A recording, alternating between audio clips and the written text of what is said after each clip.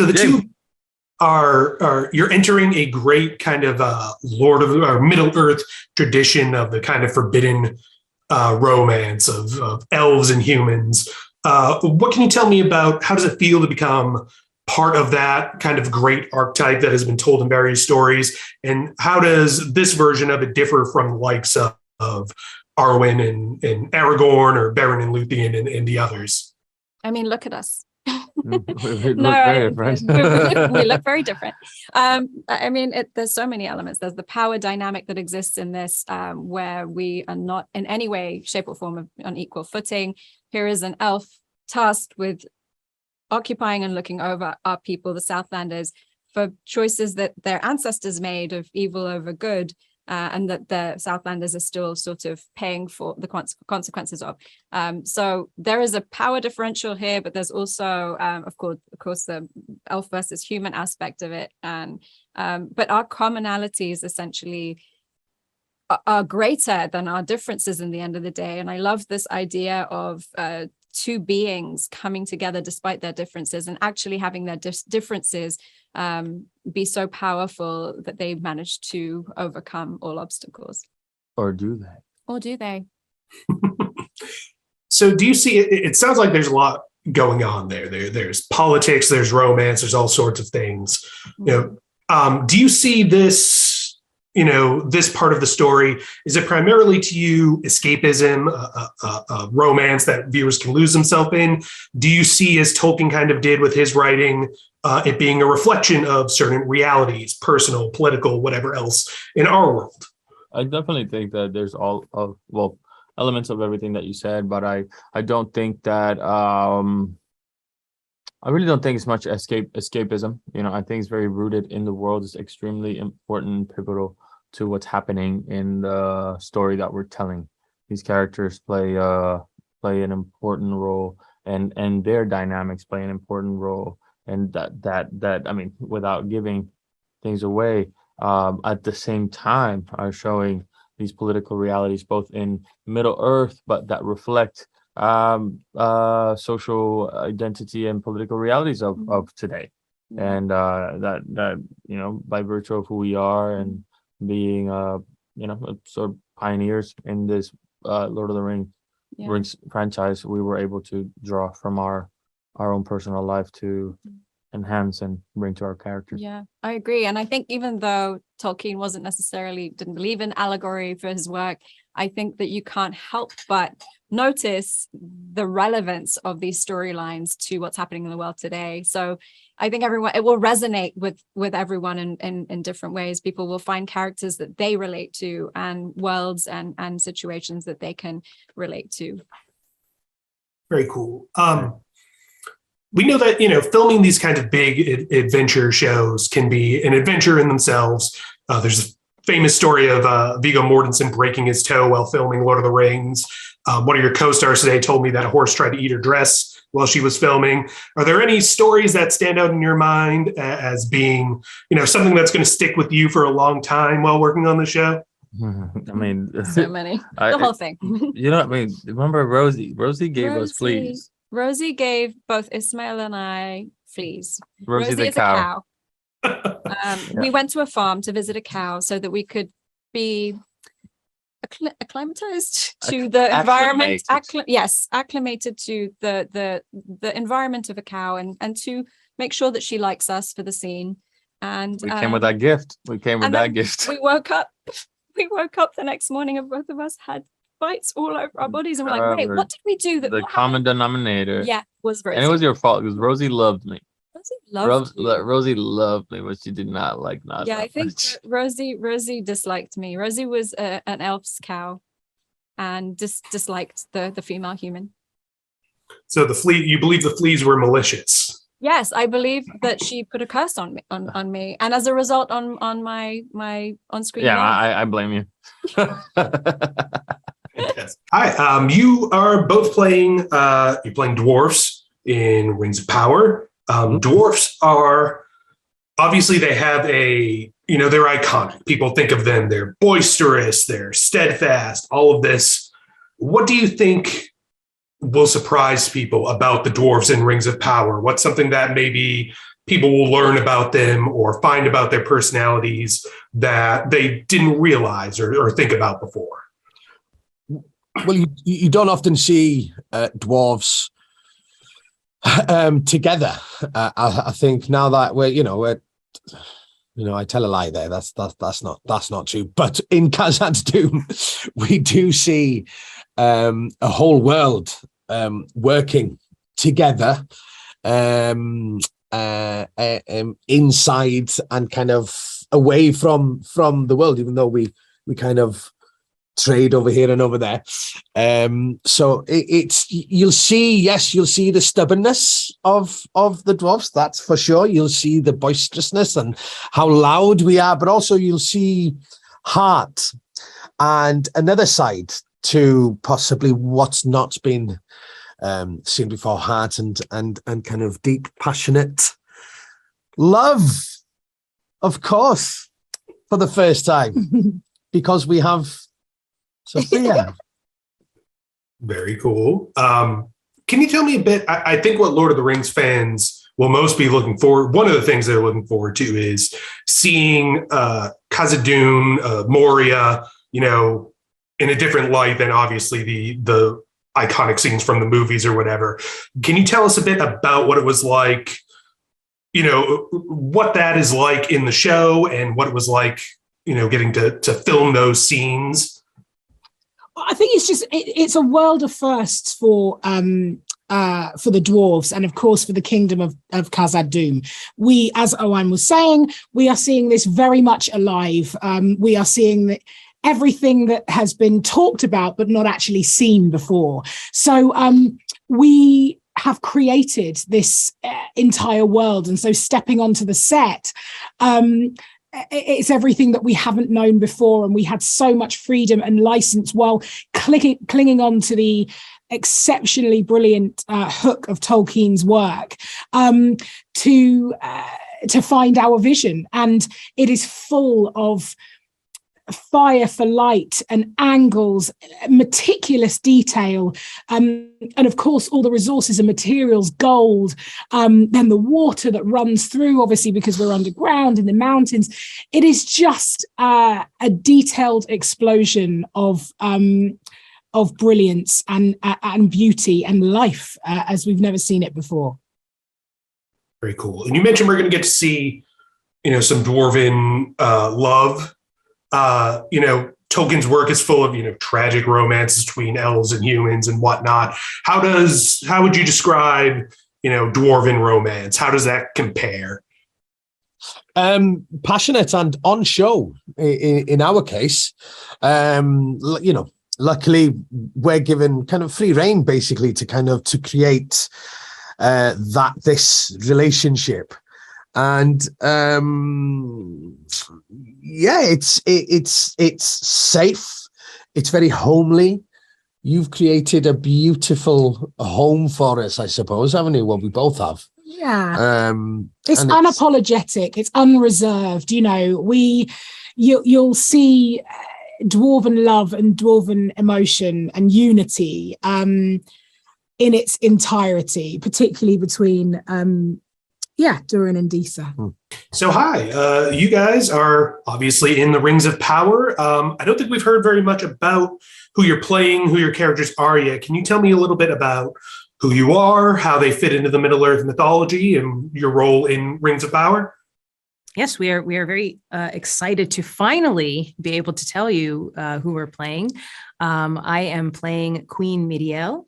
She is the Queen Regent of the island kingdom of Númenor, and by Queen Regent, that essentially means she is not yet fully a queen. So we'll have a better understanding of the implications of that as we meet her and as the season progresses. But very excited to finally be able to say that, and for people to be ever closer to seeing what Númenor actually looks like on screen.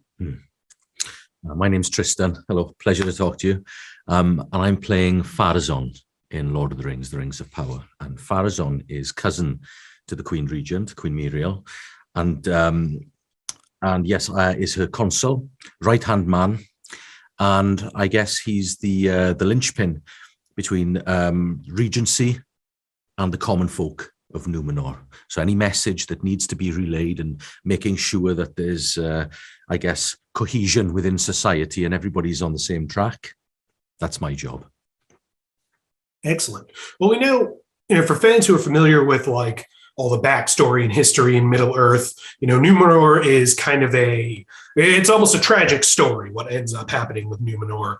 And I believe Pharazôn has quite a role to play in that. Can you talk a little bit about where Númenor is at the time that Rings of Power finds it? Is it a society flourishing? Are those signs of kind of trouble already showing up? Well, when we first see Númenor, it's a time of relative peace and stability. And certainly as far as Míriel is concerned, she intends to keep it that way to the best of her ability.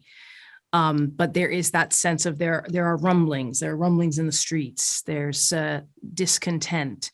And so, right as we are sort of seeing this society that's at the height of its wealth and power, we also have the understanding that there are essentially two factions. There are the people who want to hold tight to Elven tradition and sort of that ancestry. And there are people who are interested in progression and modernization and innovation and moving forward. So we see over the course of the season how those two ideas sort of clash and how these characters navigate those ideas. So we're seeing an island kingdom, like Cynthia said, at the height of its power, right at the peak. And I think, like with anything that's cutting edge and world leading and trailblazing, sometimes you develop traditions, and sometimes those traditions can hold you back, and it's very hard to keep being innovative. So we see this. We see the advocates for modernism, and we see the people that go, well, actually, hang on, you need to know where you come from to move forward. And there's a little bit of a clash there of ideas. Very cool. What was it like filming some of these scenes in Númenor? Lord of the Rings, it has a reputation for Tolkien, his incredible world building. And then you're on this big budget production. Was it immersive? Was there so many special effects that it was kind of, its own unique, behind the scenes journey for you all? I know, Cynthia, you have some experience with big franchises from Arrow. How does that compare to other things you've done in the past? This doesn't compare to anything I've done, really. And it's interesting because I didn't necessarily know what to expect in going to New Zealand and sort of, starting on this journey.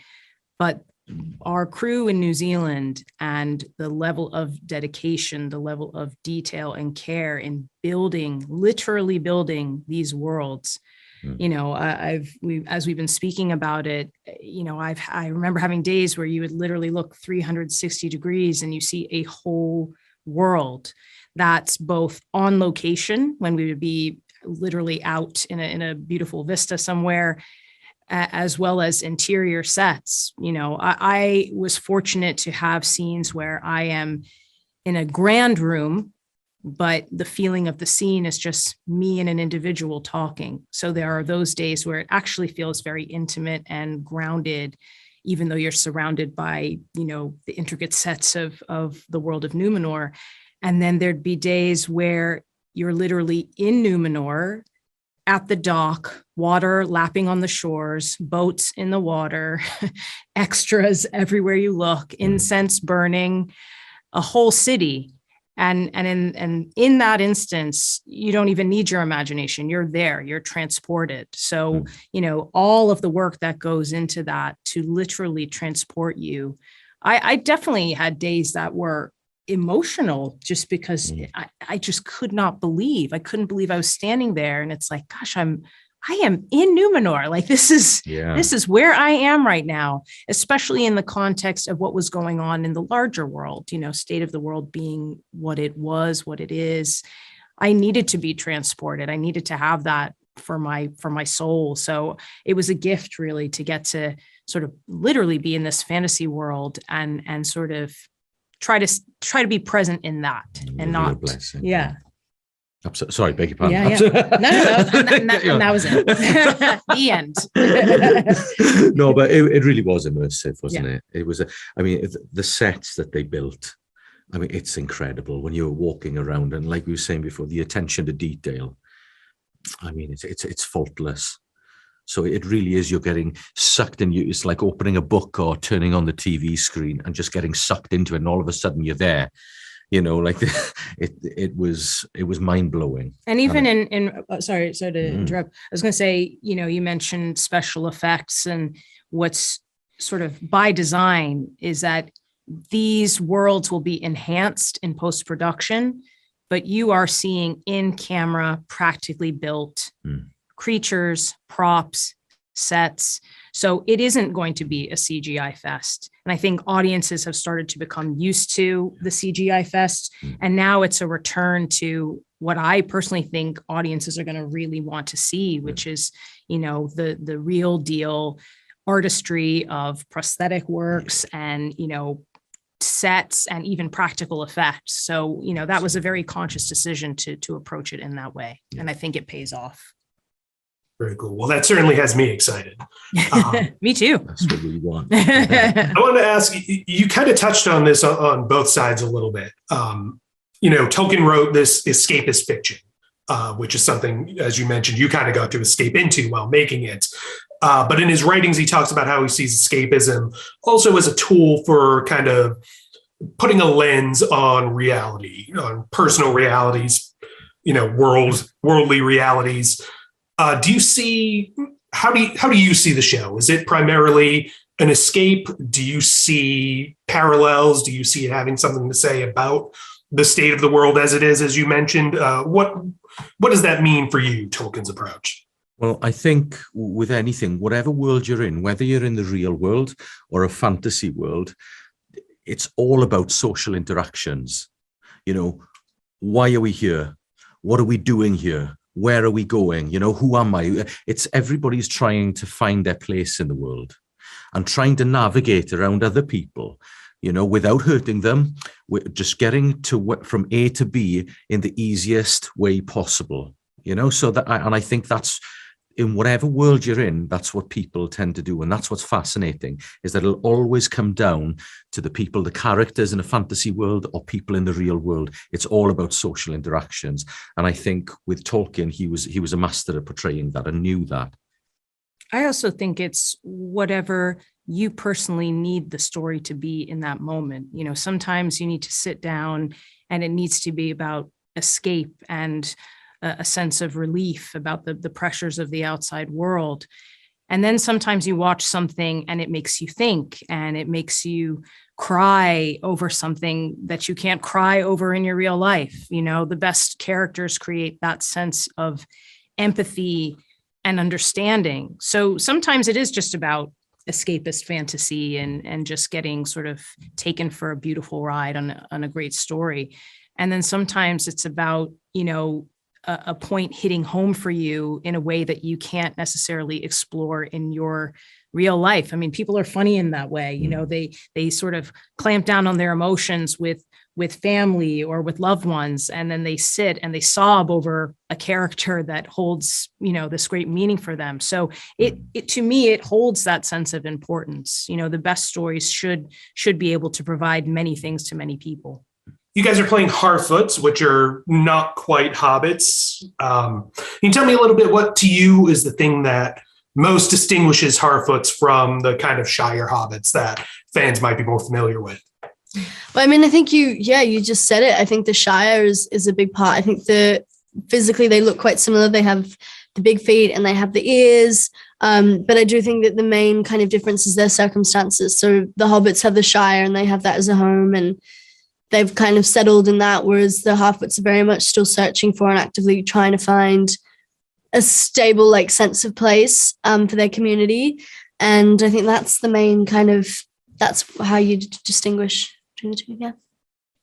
So maybe a little tougher, like if Shire hobbits and Harfoots have a little too much to drink at the tavern. The Harfoots are probably going to win that I think fight. so. I think they're a bit more. Yeah, they're quite resilient. The Harfoots quite resilient, and they're survivors, and they've been through quite a bit at this point. Yeah, they're a nomadic community, so that means that they carry their homes on their backs. They move with the seasons, so they have to keep looking over their shoulder and keep being cautious and be observant and instinctive to the world around them.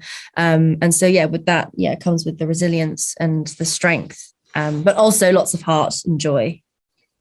Very cool. I know you don't want to spoil too much about the actual plot of the show, but I know, Tolkien wrote what we think of as escapism, but for him, escapism was a way of kind of learning things about ourselves and shining a light on the world. So I'm wondering what you think Rings of Power, do you think of it as a piece of escapism? And do you think it is putting something about our world today in perspective or something about ourselves? Is there something, under the surface there for you? Well, that's a really good question. I think that sometimes fantasy can be kind of separated from other genres because it's got such, it's got the fancy visuals and the special effects and sometimes really elaborate costuming and makeup. But I do think that despite all the prosthetics and all of that thematically there's a link between all of that genre and other genres in the sense of, there's unity in the face of adversity, there's friendship, there's challenge, there's love being tested. And I think that carries throughout. And I think that can be relevant and can, even though it might be in the format and in the context of fantastical elements, that it is grounded in some form of reality. And I think people will hopefully be able to relate to those themes. And I think that's why fantasy is a form of escapism, or at least potentially helps us confront those feelings without actually without recognizing, say, the street.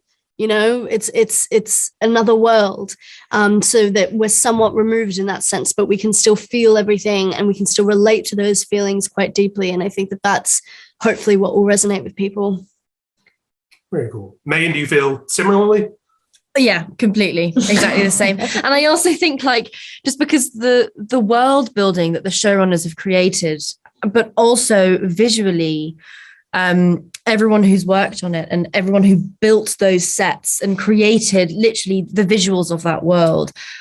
I mean, I found escapism in it when I was working on it. So I really hope that does translate through the screen and out the other side to the people who are watching. That actually leads into something else I wanted to ask about, which is, you're working with, the show is built around some original elements and also some really deep cut, like Middle-earth stuff from the Silmarillion appendices and all of that. Working on set, how much did you deliberately attempt to kind of immerse yourself in all of that lore? Was it immersive on set, or what was it like filming that? Did it feel like you yourself were lost in Middle-earth, or was the green screens and whatever special effects really more of an adventure in itself? I think that, to be honest, you couldn't really help but feel like you were so immersed in the world purely because the crew were just, there was so much detail in all of the sets and so much detail in the costumes. And I think that because of that, you felt immersed in the world of in Middle-earth. I think that as well, location-wise, we were really fortunate to be able to film mostly in location. So surprisingly, there actually wasn't a lot of green screen for us. And that was quite amazing as well, because you kind of couldn't tell sometimes where the set started and where the environment actually started. So in many ways, the environment was like a character. And so I think that for sure amplified the feeling of constantly just being surrounded by that context and being surrounded by the lore, even though, we're not canon characters, but it still helped us feel like we were connected in some way. And I think that was really important. Yeah, no, it was. I completely agree. And for me as an actor, I like to sort of see what's on the page in front of me and sort of go from there. And I really think that, the showrunners have such respect for Tolkien and his work, that was already within that script and within the world that they'd created, and all of the work that they'd put into it. So yeah, I really felt that we were able to fully immerse ourselves in that. You are playing Gil-galad, High King of the Elves in Lord of the Rings of Power. He's a figure that plays a big role going forward. He's there in the last battle against Sauron. But what can you tell us about where he is currently when the Rings of Power finds him? He's presiding over a tenuous peacetime. It's one of my favorite things about Gil-galad. In the texts, he's always kind of ahead of the curve. He's prescient in a way that he can anticipate impending doom quicker and more accurately than mostly anyone. And I think when we find him in the beginning, he is vibrating in that sense that liberty and peace require constant vigilance. So there's nothing casual about this piece, nor should there be. Very cool. Where your character rules over the elves, obviously, but there's a very different period from where we see them as they're diminishing in like the Lord of the Rings trilogy. Can you tell us a little bit about how the show presents the elves and maybe what you think some fans might find interesting or surprising that they maybe didn't think about as far as how they're portrayed here? Sure. Well, you have to remember the Second Age is kind of a coming of age of Middle-earth. We're finding these characters taking the first steps on the journeys that we know become their destiny. And Gil-galad is no exception. You also have to remember that they've chosen to stay. They could have gone to Valinor, they could have escaped to this elvish Valhalla, but instead they've chosen to stay on this dirty, decrepit lump of rock populated by creatures all trying to kill each other, and now we're going to have to sacrifice ourselves and our mortality in order to preserve it. This is a choice that they've made and continue to make, and it's admirable and brave, and they're constantly asking the question after thousands of years of death and destruction and the reemergence of evil over and over again. How do they maintain hope? And that's where we find Middle-earth, starting to ask those questions for the first time. It sounds like there's a lot of, kind of heavy stuff hanging overhead. I know you have a background in like comedy and whatnot. Did you get to bring some of that to your portrayal, or is all that heaviness really weighing on him where you had to kind of rein that in your performance as Gil-galad? No, there's certainly humor, and especially with Durin, the dwarves are particularly funny. The juxtaposition is what's funny. How two different cultures and species try and understand each other and exchange information. That's in itself comical. I mean, certainly the way Tolkien wrote it was funny. And, there's humor in wisdom, like Gil-galad and Elrond have a very kind of mentor-mentee relationship, in much the way a loving parent would, of allowing your child the freedom to make mistakes and then garnering the pleasure of watching them learn and become who they're meant to be. Very cool. You sound well up on the Tolkien lore just from conversing with you. Is that something that you did as research for the role, or are you a long time Tolkien reader? The first book my brother ever gave me, my brother's older than me and infinitely more intelligent, and kind of the first big boy book I ever had was The Hobbit. And so I've been a fan a long time. I mean, I love the cartoon, but one of the selfish pleasures of this job has been constantly returning to the source material. because even if it's not directly about your character, there's something you can glean about the context or the experience of a certain time that informs a detail about what you're trying to present. So it's purely selfish on my part that I get to keep reading and reading and reading it it's what they pay me to do. It's great. I got the ultimate nerd job. I get paid to read Tolkien. Absolutely. Given all that, obviously a lot has been put into the production value of the show, the sets and everything to bring this world to life. Given how long you've been a fan of the material, how does it compare to what was in your head? What is exactly as you imagined it versus what is different from how you maybe imagined it when you were reading? I'll tell you, my first fitting, we're trying on a kind of template of the king's robes, and I'm talking with Kate Howley, the brilliant designer, and she says, why don't you come meet the team? And she opens these double doors, and then you're instantly in this warehouse space populated with craftsmen, fabric dyers, people distressing shoes, cobblers, people pounding metal Rumpelstiltskins in the corner, so, weaving golden thread. I mean, it was this army of some of the most talented people I had ever seen, and they're there to support you. The hours of research and thought and design and love and care that goes into the detail of the runes on the sleeve of my gown. It's humbling and inspiring at the same time, and also, frankly, the bare minimum of what Tolkien deserves. That's the amount of care he put into his words.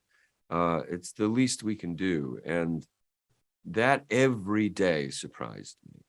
The amount of work and detail that has gone into it, and luckily, it is a series, and each episode is its own film in a way, and so that you can be immersed in those details. And when you rewatch it, you're going to see something new. Much in the same sense, when you go back to read Tolkien, you experience something new from it. So hi, talking Rings of Power. We don't know very much about a couple of your characters, but Maxim, you are playing Isildur, so I'd like to start with you. Obviously, he's a big figure in Tolkien lore, but I expect he's not quite the fully formed character fans might think of. Can you tell us a little bit about where Isildur is at this point? Of course. So this is kind of an origin story for this character in a way, because we've never seen what he's like at home. We've never seen what he's like when he eats some food. He's at a crossroads. When we first meet him, he wants to follow the footsteps of his father, Elendil, and become a ship's captain. But then there's also a little bit of him that's empty inside his heart and soul, and he wants to explore the world and travel to the west of the island. And I think that kind of every young person feels like that. So there's something to latch onto as a viewer, as an audience member, that there's this kind of wild, unsettled streak in him. And he kind of makes a lot of mistakes, I'm not going to lie. But we set up this kind of confused young sailor who's trying to find himself. So kind of a mythological coming of age story almost. Oh, that's a good way of putting it. Yeah, I like that. So Lloyd and Emma, I know obviously you don't want to spoil too much about the show, but what can you tell us about who your characters are and how they fit into the Middle-earth mythology, what relationship they might have with Isildur? Well, I play Elendil, who's Isildur's father. So Aragorn is my 38th great-grandson. My sword is Narsil, which, as you know, probably ended up getting broken in half at a very crucial point. But obviously, because Isildur's such a naughty boy, he steals most of the headlines throughout Middle-earth history. At this point, that you meet Elendil in Númenor, ship's captain, very, very capable mariner, lost his wife trying to deal with bringing up bereaved adult children. The difficulty for Elendil is where his head and his heart is. So his heart is connected to the faithful. There's more of an elvish side to him, but his head is in the practicalities of the politics of Númenor. And he's so slowly getting sucked in somewhere where he doesn't want to. So in terms of a hero's journey for him, he knows that there's a responsibility towards the faithful, but he doesn't want to get involved. And that's replicated within his family, particularly within his the relationship with his daughter, Eärien, played by Emma here. So I play the baby of the family. She's an aspiring architect and sort of on the cusp of womanhood. Sorry. You meet her sort of in this moment in her life where she's juggling her own ambition and also trying like desperately to fill the mother-shaped hole that's been left by dead mom. And she spends a lot of time sort of trying to keep the family together and take care of her older yet somehow less mature brother. Go on, say it. Well, the squeaky wheel. He's quite a the squeaky wheel. He's quite a squeaky wheel, you know. And as such, he gets lots of attention from our father. And this season, Eärien kind of feels overlooked, which makes her quite vulnerable to attention from other, maybe more nefarious sources. Very cool. So Tolkien wrote, he wrote fantasy stories, adventure stories, but in his writing, he talks about how he viewed escapist fiction as a way to kind of bring things about ourselves into perspective, us as people, us as society. Do you see either Rings of Power as a whole or even just this kind of family dynamic as illuminating something, something personal, something grounded, something about our reality? I mean, I think the function of myth in human society has been going since we've been conversing. And the great power of myth is that it tells us a story that bypasses the head, goes straight to the heart, and explains something of the mystery of what it is to be human, something of the difficulties of the human condition. And one never knows which stories last hundreds of years, but I feel that the way Tolkien's brilliance in condensing some of those mythological tales through his encyclopedic knowledge of history and language means that these type of stories will sustain because they will always relate to whichever era they are read in or in this case screened in. Yeah, that's my view. Cool. I think this is going to have to be my last question, but I'm wondering, you're filming in Middle-earth or on set for Middle-earth. How immersive was that for you? And do you have any, there's this great story from the Lord of the Rings movie where Viggo Mortensen breaks his toe kicking a helmet and they use that shot in the film. Are there any particular stories from filming that stand out to you as particularly kind of an adventure in their own right? I'm wearing a dress that kind of makes me look like a carrot to horses. And we had this scene on a beach, and there's a horse kind of nearby me and Maxim, and we were doing a take, and all of a sudden I saw Maxim's face kind of crumble. The horse was eating Emma. He was eating my dress, like my sleeve.